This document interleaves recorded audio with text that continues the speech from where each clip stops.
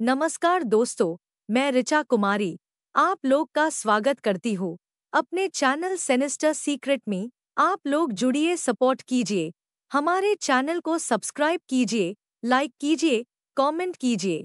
कौन है वंशिता राठौर जिसे प्यार करने की बहुत दर्दनाक सजा मिली? कौन था वंशिता को मारने वाला जिसने उसकी बेरहमी से जान ले ली? 26 अगस्त 2022 को पुलिस के हाथ ऐसा क्या लगा कि पूरा मुंबई हैरान रह गया? क्यों पुलिस मारने वाले बदमाशों को पकड़ने में नाकामयाब रही? कितने शातिर थे यह बदमाश, जिन्होंने 1 महीने तक पुलिस को घनचक्कर बनाकर रखा? क्या है मुंबई के इस शॉकिंग केस फाइल की कहानी?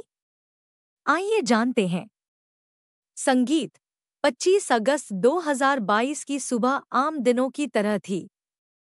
अंधेरी में रहने वाली 15 साल की वंशिता भी हर रोज की तरह तैयार होकर स्कूल के लिए निकल जाती है। दोपहर के 2 बज जाते हैं, पर वंशिता घर नहीं लौटती।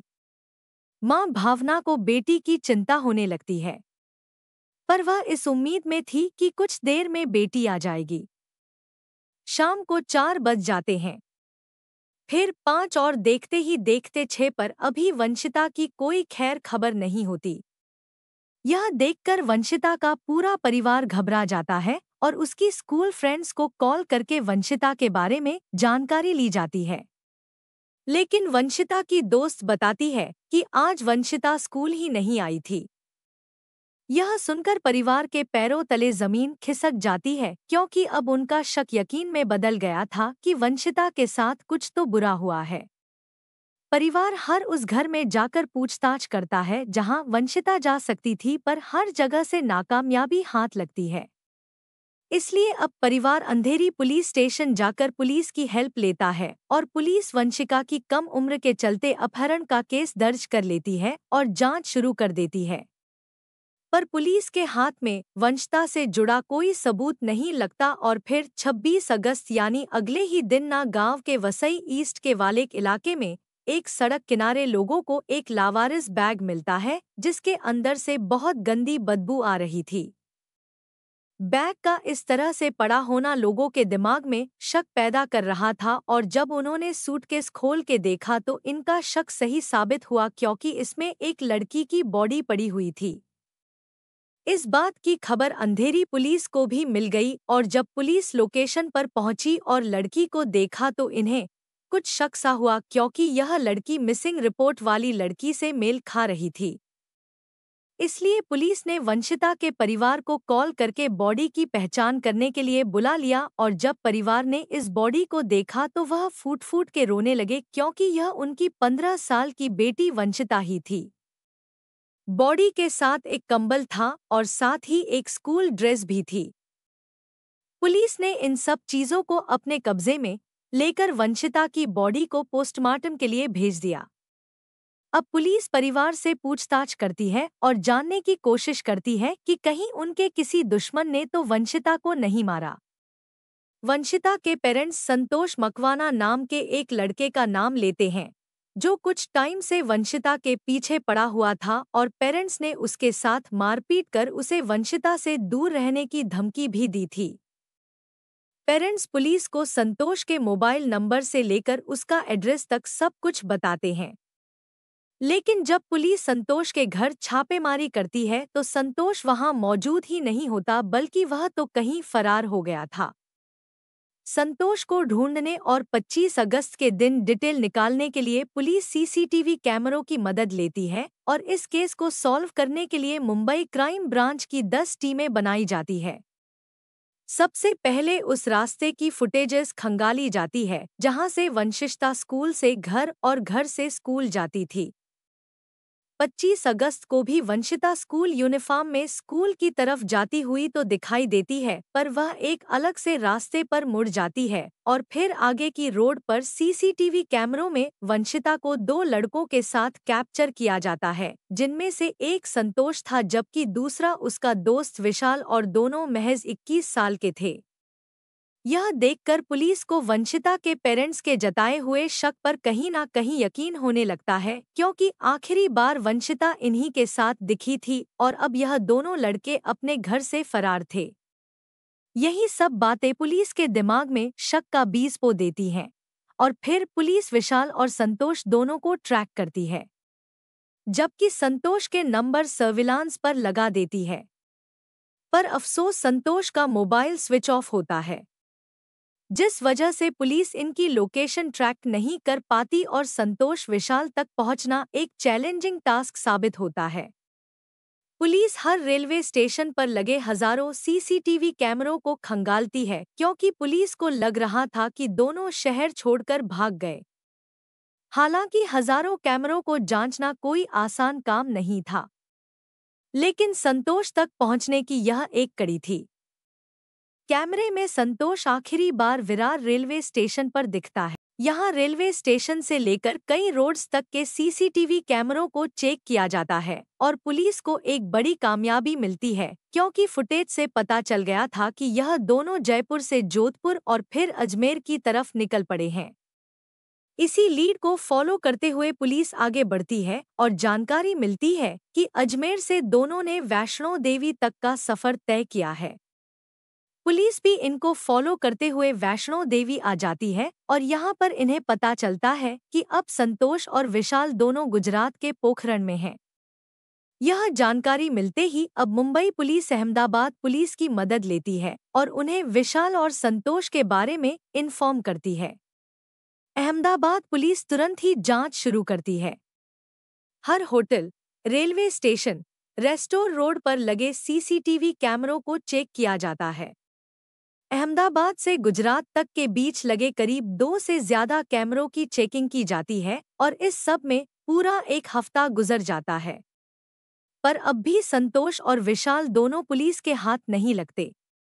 हालांकि इन्हें समय दर समय फुटेजेस में देखा जाता है और हर बार इनके पास वंशिता का स्कूल बैग होता है, पर इन तक पहुंचना पुलिस के लिए बहुत मुश्किल हो रहा था। लेकिन पुलिस भी कसम खा चुकी थी कि किसी भी हाल में इन बदमाशों को गिरफ्तार करके ही रहेगी। इसलिए पुलिस इनसे जुड़ी हर खबर पर पैनी नजर बनाए रखती है और फिर इनकी लोकेशन पालनपुर की पता चलती है। यह देखकर पुलिस गुजरात पुलिस की मदद लेती है और साथ ही इन दोनों आरोपियों के फुटेजेस और इनसे जुड़ी डिटेल्स उन्हें दे देती है। गुजरात पुलिस इन तक पहुंचने के लिए अपने लोकल इन्फॉर्मर को एक्टिवेट कर देती है। कुछ समय के बाद पुलिस को पता चलता है कि संतोष को पालनपुर के एक रिश्तेदार के घर में देखा गया है। पुलिस इस खुफिया जानकारी के आधार पर तुरंत उस रिश्तेदार के घर पहुंचती है और दोनों आरोपियों को ढूंढा जाता है। पर अफसोस इस बार भी पुलिस के हाथ खाली के खाली रह जाते हैं, क्योंकि विशाल और संतोष दोनों पुलिस के आने से पहले ही फरार हो गए थे। इस चूहे बिल्ली के खेल से अब पुलिस भी तंग आ चुके थी और हैरानी तो इस बात की थी कि पुलिस को महज 21 साल के लड़के चकमा दे रहे थे, लेकिन पुलिस भी इन्हें ढूंढने में कोई कसर नहीं छोड़ रही थी। इसी बीच फिर से एक और सीक्रेट इन्फॉर्मर के जरिए पता चलता है कि दोनों आरोपी पालनपुर के ही एक लॉज में ठहरे हुए हैं। यह खबर मिलते ही पुलिस रात के करीब 1 बजे पालनपुर के इस लॉज में पहुंच जाती है और यहां पुलिस की मेहनत रंग लाती है और आखिरकार पुलिस संतोष और विशाल को पकड़ लेती है। इसके बाद इन दोनों को मुंबई पुलिस के हाथों में सौंप दिया जाता है और पुलिस इन दोनों आरोपियों को लेकर मुंबई आ जाती है। इसके बाद संतोष और विशाल से पूछताछ का सिलसिला शुरू होता है और पता चलता है कि ये दोनों लड़के स्कूल से ड्रॉप आउट थे और अपने छोटे मोटे खर्चे पूरे करने के लिए छोटी मोटी नौकरी किया करते थे। पुलिस जानना चाहती थी कि आखिर इन दोनों ने वंशिता को क्यों मारा। जब यही सवाल पुलिस इन दोनों से करती है तो यह कुछ ऐसा राज बताते हैं जिसे सुन पुलिस के भी कान खड़े हो जाते हैं। संतोष बताता है कि उसकी मुलाकात वंशिता से 8 महीने पहले हुई थी। दोनों ही मुंबई से बिलोंग करते थे और सोशल मीडिया के थ्रू इनकी जान पहचान हुई थी। वंशिता देखने में काफी सुंदर थी और यही सुंदरता संतोष के दिल में घर कर गई। उसने सोशल मीडिया के जरिए वंशिता से बात करना शुरू कर दिया और वंशिता को भी इससे बात करने में कोई प्रॉब्लम नहीं थी। इसलिए पहले दोनों की दोस्ती हुई और फिर दोनों जल्द ही एक दूसरे के प्यार में गिरफ्तार हो गए। यह प्यार सिर्फ मोबाइल तक ही लिमिटेड नहीं था, बल्कि संतोष और वंशिता दोनों मिलने भी जाते थे और अक्सर इनका मिलना जुलना विशाल के जुहू में बने घर में होता था, जहां कोई आता नहीं था। दोनों घंटों घंटों तक इसी घर में अकेले रहते थे और धीरे धीरे इनका प्यार परवान चढ़ता गया। इसी तरह 25 अगस्त को भी संतोष वंशिता को जुहू वाले घर में मिलने के लिए बुलाता है और खुद वंशिता को पिक करने आता है और इसके साथ विशाल भी था। वंशिता घर से तो स्कूल की ही कह के निकलती है, लेकिन फिर स्कूल के रास्ते पर मुड़ने के बजाय संतोष के साथ चली जाती है और इन तीनों को कैमरे में भी देखा जाता है। संतोष और वंशिता दोनों विशाल के घर जाकर कई घंटे एक साथ गुजारते हैं और फिर कुछ ऐसा होता है कि संतोष विशाल के साथ मिलकर वंशिता की जान ले लेता है। लेकिन क्यों? ऐसा क्या हुआ इन दोनों के बीच कि संतोष ने वंशिता को मारने से पहले एक बार भी नहीं सोचा? यही सवाल जब पुलिस संतोष से पूछती है तो संतोष एक ऐसी कहानी सुनाता है जो वाकई में हैरान करने वाली थी। मिलना जुलना अक्सर होता रहता था और ऐसे ही एक दिन वंशिता संतोष के साथ घूमने गई थी। पर तभी रास्ते में वंशिता के परिवार वालों ने दोनों को साथ देख लिया और यहीं से दोनों के लव स्टोरी में ट्विस्ट आ गया। वंशिता का परिवार बेटी को यूं आवारागर्दी करता हुआ देखकर बहुत गुस्से में आ गया और इस सब का जिम्मेदार उन्होंने संतोष को ठहराया, क्योंकि उन्हें लगता था कि संतोष की बातों में आकर वंशिता इस हद तक आगे बढ़ी है। इसलिए परिवार ने वंशिता के सामने न सिर्फ संतोष को खूब खरी खोटी सुनाई बल्कि उसके साथ मारपीट भी की, जबकि वंशिता डरी सहमी खड़ी होकर यह सब देखती रही। इसी दिन संतोष ने सोच लिया था कि वह इस बेइज्जती का बदला लेकर रहेगा। इतनी मार खाने के बाद भी संतोष ने वंशिता का साथ नहीं छोड़ा। पर अब वंशिता संतोष से दूर रहने लगी, क्योंकि वह अपने माँ बाप के खिलाफ जाकर कोई कदम नहीं उठा सकती थी। इसलिए उसने संतोष को भी दूर रहने की सलाह दी। पर संतोष नहीं माना और उसने वंशिता से मिलने की जिद की। हालांकि वंशिता पहले तो मिलने के लिए राजी नहीं हुई, लेकिन जब संतोष ने बहुत ज्यादा जिद की, बार बार मैसेजेस किए, तो वंशिता राजी हो जाती है और फिर 25 अगस्त की सुबह स्कूल का बहाना लगाकर संतोष से मिलने विशाल के घर चली जाती है। यहाँ पर दोनों कई घंटे साथ बिताते हैं और घर जाते वक्त वंशिता ने संतोष से कहा कि अब वह उससे कभी मिलने नहीं आएगी और ना ही वह उसके साथ अब कोई रिश्ता रखेगी। अब दोनों का साथ बस यहीं तक था। यह सुनकर संतोष हैरान रह गया। दरअसल वंशिता नहीं चाहती थी कि अब वह दोबारा अपने माँ बाप की मर्जी के खिलाफ जाकर संतोष के साथ कोई भी रिश्ता रखे। उस दिन संतोष के साथ जो कुछ भी हुआ उसे वंशिता कहीं ना कहीं सहम सी गई थी। इसलिए इसने संतोष से दूरी बनाना ही बेहतर समझा। लेकिन संतोष वंशिता को छोड़ने के लिए राजी नहीं था। उसने वंशिता को समझाने की बहुत कोशिश की, पर वंशिता अपनी जिद पर डटी रही, जबकि संतोष अपनी जिद पर। इसलिए दोनों के बीच बहसबाजी होने लगती है और यह बहस हाथापाई तक पहुंच जाती है। दोनों की चीख पुकार सुनकर विशाल भी कमरे के अंदर आ जाता है। गुस्से में संतोष विशाल से वंशिता को मारने को कहता है। इसके बाद ये लोग धारदार हथियार से वंशिता पर हमला करते हैं और यह हमला करीब 5 से 10 बार वंशिता के पेट पर किया जाता है, जिससे वंशिता दर्द से तड़पने लगती है और हालात ज्यादा गंभीर होने की वजह से फिर उसकी जान चली जाती है। हालांकि जिस तरह से यह पूरा किस्सा सुनाया गया, उसे सुनकर ऐसा लग रहा था कि यह सब जो कुछ हुआ यह अचानक हुआ। यह कुछ प्लान नहीं था। लेकिन पुलिस जांच आगे बढ़ाती है तो खुलासा होता है कि संतोष ने वंशिता को मारने की प्लानिंग पहले से ही कर ली थी।